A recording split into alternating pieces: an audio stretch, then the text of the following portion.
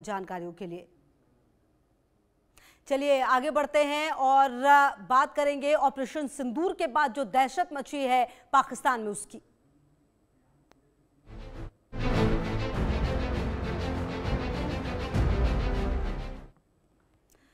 तो देखिए, लश्कर ए तैयबा ने लाहौर के मीनारे पाकिस्तान में 2 नवंबर 2025 को होने वाली बड़ी रैली सुरक्षा कारणों से स्थगित कर दी। रैली में शीर्ष आतंकी नेताओं के शामिल होने की उम्मीद थी और इसे जिहादी कैडर को पुनर्गठित करने के लिए महत्वपूर्ण माना जा रहा था।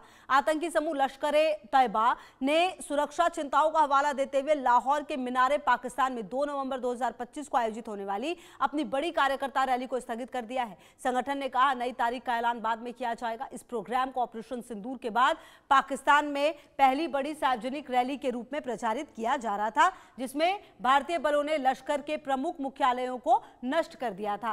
रैली का आयोजन लश्कर के राजनीतिक मोर्चे पाकिस्तानी मरकज मुस्लिम लीग के बैनर तले किया जा रहा था। इस प्रोग्राम को गंभीर ऑपरेशनल असफलताओं के बाद जिहादी कैडरों को फिर से संगठित और साहस देने की कोशिश के रूप में देखा जा रहा था। स्थगित की गई इस रैली में लश्कर के शीर्ष नेताओं हाफिज अब्दुल रऊफ और पहलगाम हमले के मास्टरमाइंड सैफुल्लाह कसूरी के शामिल होने की भी उम्मीद थी। तो अहम जानकारी आपको दे रहे, जहां पर जो बड़ी रैली होने वाली थी 2 नवंबर को, फिलहाल उसे टाल दिया गया है। ये डर है और कहीं ना कहीं कहा जा रहा है कि नई तारीख का जो ऐलान है वो जल्द होगा और इसमें आप समझिए कई बड़े आतंकवादी सैफुल्लाह कंसूरी जैसे जो आतंकवादी उनके शामिल होने की भी उम्मीद थी। और कहीं ना कहीं जो ये खबर आई इसके बाद अब अपने आप में सवाल उठने लगा है कि आखिरकार ये जो स्थितियां हैं वो किस तरह से बदली हैं। आप देखिए, 2 नवंबर को बड़ी रैली होने वाली थी, लेकिन अभी फिलहाल अब वो रैली नहीं होगी, ये जानकारी भी सामने आ रही है, क्योंकि इसमें कई बड़े आतंकवादी थे जो शामिल होने वाले थे, लेकिन अब फिलहाल इसे स्थगित कर दिया गया है। हालांकि अब अगली तारीख भी सामने नहीं आई है, तो देखना ये दिलचस्प है कि आने वाले समय में ये जो डर है वो और कितना ज्यादा पाकिस्तान का बढ़ता है।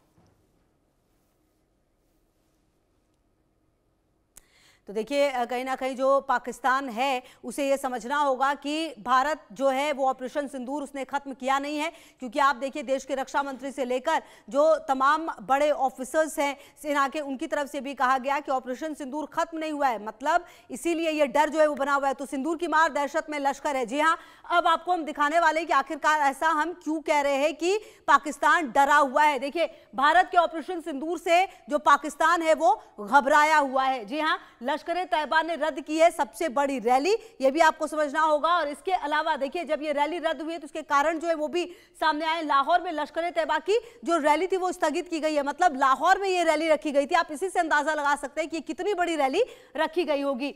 लाहौर के मीनारे पाकिस्तान में ये रैली रखी गई थी। आईएसआई के निर्देश पर लश्कर ए तैयबा की रैली स्थगित है। मतलब आईएसआई का भी को डर है कि आखिरकार अगर ये हम रैली करेंगे और कोई धमाका भारत कर दे तो तमाम आतंकवादियों का सफाया एक बार में हो जाएगा। 2 नवंबर को ये रैली होने वाली थी। रैली में शामिल होने वाले थे टॉप आतंकी नेता। जी हाँ, बड़े आतंकवादी नेता जो है वो शामिल होने वाले थे, जिसमें से अगर आप कुछ नाम को समझे तो वो नाम ऐसे भी समझिए कि वो नाम मोस्ट वांटेड रहे हैं। और ऑपरेशन सिंदूर के बाद जो शक्ति प्रदर्शन की तैयारी है वो इनकी थी, लेकिन वो तैयारी धरी रह गई, क्योंकि अब वो नहीं कर रहे हैं। भारत के ऑपरेशन सिंदूर से जो पाकिस्तान है वो घबराया हुआ है और जो रैली 2 नवंबर को होने वाली थी वो रैली अब नहीं होगी। कुल मिलाकर उस रैली को फिलहाल स्थगित कर दिया गया है, क्योंकि ये भारत है और कहीं ना कहीं ये जो स्थिति है उसे आपको समझना होगा कि जिस तरह से स्थगित की गई है, क्या आने वाले समय में नई तारीख आएगी और वो नई तारीख कौन सी होगी ये देखना बेहद महत्वपूर्ण होगा। Colonel retired VK Sahi ji हमारे साथ जुड़े हुए, defence expert. Colonel retired TP Tyagi sir भी हमारे साथ डिफेंस एक्सपर्ट जुड़े हुए हैं। सबसे पहले आप ही के पास आते हुए वीके साही जी कि ये जो पाकिस्तान है सर, उसको शायद ये अब समझ में आने लगा है कि अगर भारत के रक्षा मंत्री और जो सेना के टॉप अधिकारी हैं वो ये कह रहे हैं कि ऑपरेशन सिंदूर खत्म नहीं हुआ है, तो ये बात बहुत ही सीरियस है। और इस वक्त में अगर आतंकवादियों का मेला लगाएंगे तो शायद तमाम आतंकवादी एक बार में ही खत्म हो जाएंगे। आप सही कह रही हैं खुशबू। मुझे जब ये समाचार हफ्ता पहले जानकारी मिली थी तो एक और चैनल पे मैंने कहा था कि ये इतना बड़ा टारगेट प्रेजेंट कर रहे हैं, या तो ये कोई ट्रैप की कोशिश कर रहे हैं या ये एक मूर्खता कर रहे हैं, क्योंकि बड़ा साफ हमारे सेना अध्यक्ष ने कहा था कि पाकिस्तान में अब कोई छुपने की जगह नहीं है। यही बात हमारे रक्षा मंत्री और प्रधानमंत्री ने कहा कि आपका कोना कोना अब हमारी मार के नीचे है, और कोई भी गतिविधि अगर टेरर रिलेटेड आप करेंगे तो उसकी हम फौरन पनिशमेंट देंगे, और वो पनिशमेंट पहली पनिशमेंट से ज्यादा भयानक होगी। ये भी क्लियर किया था कि आप जहां भी जाकर छुप जाएं, वो सब न सिर्फ हमारी नजर के नीचे है, बल्कि हमारी इफेक्टिव टारगेट को एंगेज करके और तबाह करने की लिमिट्स में है। पर क्या विडंबना है और क्या कर्मा है कि वो लश्कर तैयबा जो दहशत फैलाते थे, सिक्योरिटी को एक बड़ा भारी चैलेंज थे भारत में, खास तौर पर हमारे JNK के इलाकों में, आज वो दहशत से खौफ ज़दा हैं। तो कितना एक ऑप सिंदूर ने पूरा सीन चेंज कर दिया है, और कितनी दृढ़ता से इंडियन आर्म फोर्सेस का अब दबदबा पाकिस्तान को और ख़ास तौर पर उनके जो दहशत फैलाने वाली तंजीमें थी, लश्कर तैयबा, हिजबुल मुजाहिदीन या ISIS जो इनके पीछे इनको प्रोत्साहन देते हैं, उन सबको अब एहसास हो रहा है कि वो वक्त निकल गया जब भारत में इस तरह की किसी भी चीज़ का वो करके और निकल जाते थे, जैसा 26/11 किया या और बहुत सी वारदात उन्होंने की, पठानकोट किया, उड़ी किया। अब समझ आने लगा है उन्हें कि अब हर दहशतगर्दी का ज़बरदस्त जवाब मिलेगा, और दहशत गर्द आज खुद दहशत ज़दा हैं, डरे हैं। और ये जो उन्होंने मीनार पाक पे होने वाली मीटिंग पोस्टपोन की है, ये प्रत्यक्ष प्रमाण है इस बात का कि अब भारत कोई नॉनसेंस, कोई बर्दाश्त नहीं करेगा। बिल्कुल सर, सही बात आप कह रहे हैं। और भारत के लिए अब ये न्यू नॉर्मल है, जो अगर आप भारत की तरफ आंख उठाकर देखेंगे तो भारत वो आंखें निकाल लेगा। ये बात लगातार कही गई है। टीपी त्यागी सर, ये कितना ज्यादा इंपॉर्टेंट हो जाता है, जो आतंकवादियों का मजमा लगने वाला था वो अब नहीं हो रहा है। फिलहाल कोई तारीख भी सामने नहीं आई है। मतलब कुल मिलाकर ये मान बैठे हैं कि हाँ, अगर हम ऐसा कोई मजमा लगाएंगे तो ना जाने भारत कौन सा कदम उठा ले। ये डर अच्छा है वैसे sir. Thank you, Manorma ji, for calling me on your channel, and that too with the distinguished officer Sai साहब। देखिए, आपने कुछ ही दिन पहले इलियास कश्मीरी को सुना होगा। वो चिल्ला चिल्लाकर अपने पीछे सिक्योरिटी गार्ड खड़ी करके ये कह रहा था कि हम पाकिस्तान की सुरक्षा के लिए टेररिस्ट बने, हम फिदायीन दस्तों में शामिल हुए, हमने अपनी जान की परवाह किए बगैर पाकिस्तान की ISI के कहने पर हमने दिल्ली से लड़ाई लड़ी, काबुल से लड़ाई लड़ी, कंधार से लड़ाई लड़ी, और अब जैसे मोहम्मद का वो कैंप बहावलपुर में, उसमें मसूद अजहर की फैमिली के टुकड़े टुकड़े कर दिए। हमको प्रोटेक्ट नहीं कर पाई आदमी। ये बात हालांकि उसने बाद में और चीजें भी कही, लेकिन अगर इसका विश्लेषण करें तो डर तो वहीं बैठ गया था। जो हमला हुआ था ऑपरेशन सिंदूर, वो मई में हुआ था। 6 महीने बीत चुके हैं। 6 घंटे के बाद रिएक्शन करने वाला पाकिस्तान, अगर हमने एटम बम फोड़ा तो उसने फोड़ा, हमने कोई काम किया तो उसने तुरंत किया। इसमें 6 महीने कैसे लग गए कि 6 महीने बाद अब ये रैली करेंगे 2 नवंबर को, और अब वो नवंबर की रैली उसको भी इन्होंने कैंसिल कर दिया। इन्होंने जो कैंसिल किया उसके पहले तो ये समझ लें कि जो इनका मुरीद के में लश्कर तैयबा का कैंप था, जो तहस नहस कर दिया गया था, अब ये उसे सरहद पर शिफ्ट करना चाह रहे हैं, यानी कि अफगानिस्तान बॉर्डर पर शिफ्ट करना चाह रहे हैं। उन्हें डर तो दूसरा इस बात का है। और तीसरा जो अब ये कैंसिल की है, इसके पीछे 2-3 पॉइंट है। पहला पॉइंट, हमारे chief of the army staff ने कहा भगवान ने चाहा तो ऑपरेशन सिंदूर 2 में भाग लेने का जल्दी ही आपको अवसर मिलेगा। ये हमारे chief of the army staff ने कहा।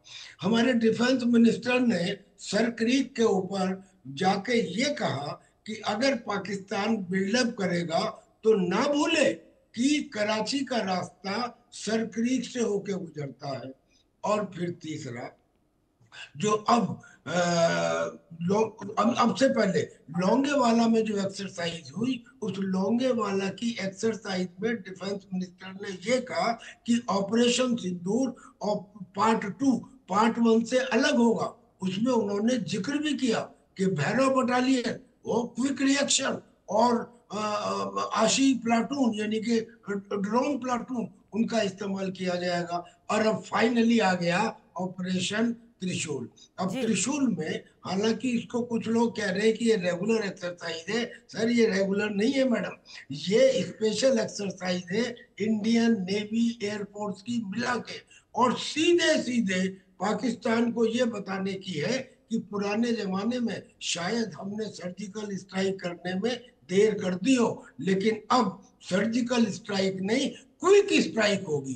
कोई आप गलती करोगे तो क्विक स्ट्राइक होगी। और दो बात क्लियर कर दी है कि every act of terror will be taken as a act of war. और दूसरी बात जो सबसे बड़ी है, जिससे न केवल आतंकी बल्कि पाकिस्तान के हुक्मरान और फौज डरी हुई है, वो ये कि अब आतंकियों में और पाकिस्तान के एस्टेब्लिशमेंट में यानी कि उनके आर्मी के सोल्जर्स में फर्क नहीं समझा जाएगा, यानी कि उनको भी आतंकी माना जाएगा अगर कोई आतंकी एक्टिविटी होती है। अब मैंने आपको इतने सारे पॉइंट बताए, इसके बाद में जो डर है वो इतना बढ़ गया कि इन्होंने अपनी, अच्छा फिर क्या होता है, ये जितने भी आतंकी ग्रुप है इनकी एक चाल होती है, ये एक अपना राजनीतिक ब्रांच भी बनाते हैं। राजनीतिक ब्रांच का काम होता है 2-4 लोगों की सहायता कर देना, विधवाओं की मदद कर देना और चंदा उगाना। और जो इनका मिलिटेंट ग्रुप है उसका काम तो आप जानती हैं। तो इनके राजनीतिक ग्रुप ने ये मीटिंग बुलाई थी, तो मिलिटेंट तो डरे हुए हैं ही, आप ये समझिए मिलिटेंट तो डरे हुए हैं ही। जो उनका ये राजनीतिक ग्रुप है यानी कि मरकजे क्या इसका नाम है, मरकजे मुस्लिम लीग, वो मरकजे मुस्लिम लीग के लोग भी डरे हुए हैं। मीन्स पूरा पाकिस्तान डरा हुआ है। What a pleasure, what a pleasure. Thank you Manorama ji, back to you. जी जी बिल्कुल सर। और कहीं ना कहीं वीके साई सर, ये बात तो सच है कि पूरा पाकिस्तान डरा हुआ है और ये वही रीजन है कि इस तरह के फैसले लिए गए हैं और दूसरी तारीख तक सामने नहीं आई है।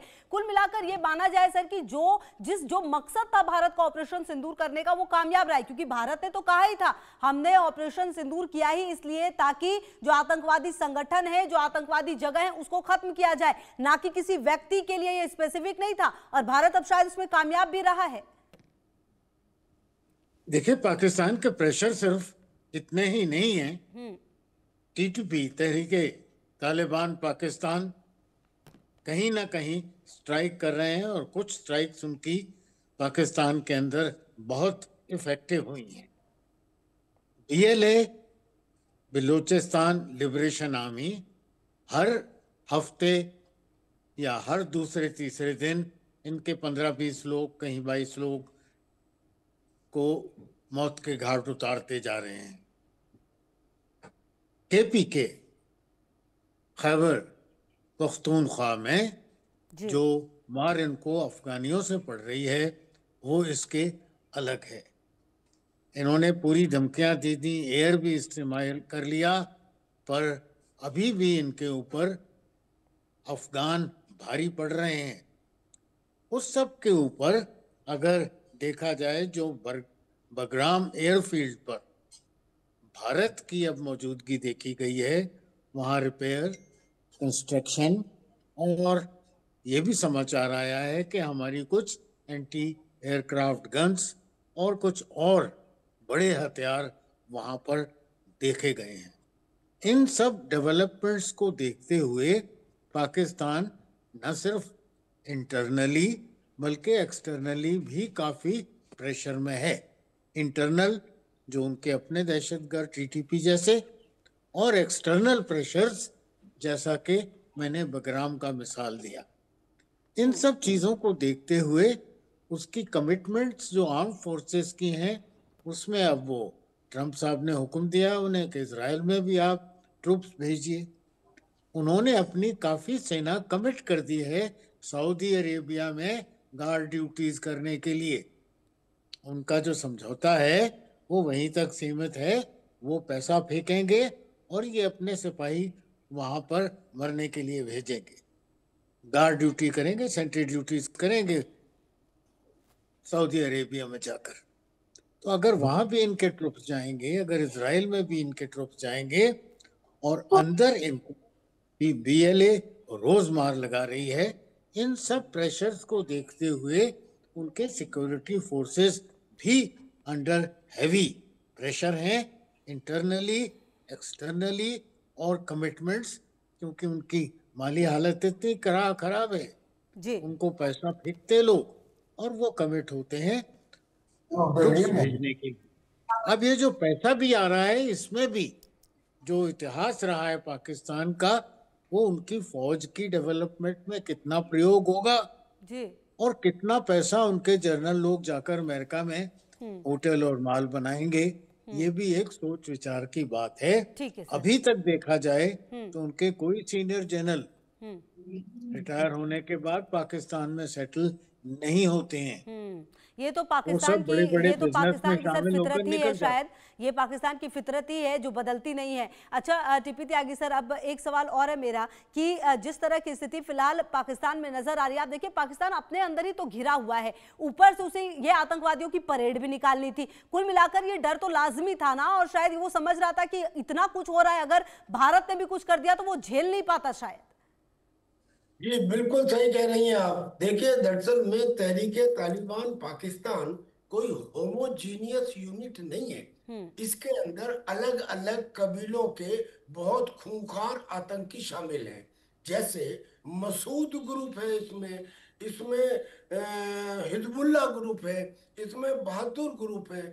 और ये जो आतंकी कबीले हैं, ये अलग अलग ऑपरेट करते हैं, मगर टीटीपी में आके मिल जाते हैं एक बात के ऊपर। और वो बात क्या है? वो बात ये है कि हमें पार्लियामेंट की संसद में शरीयत का झंडा लहराना है।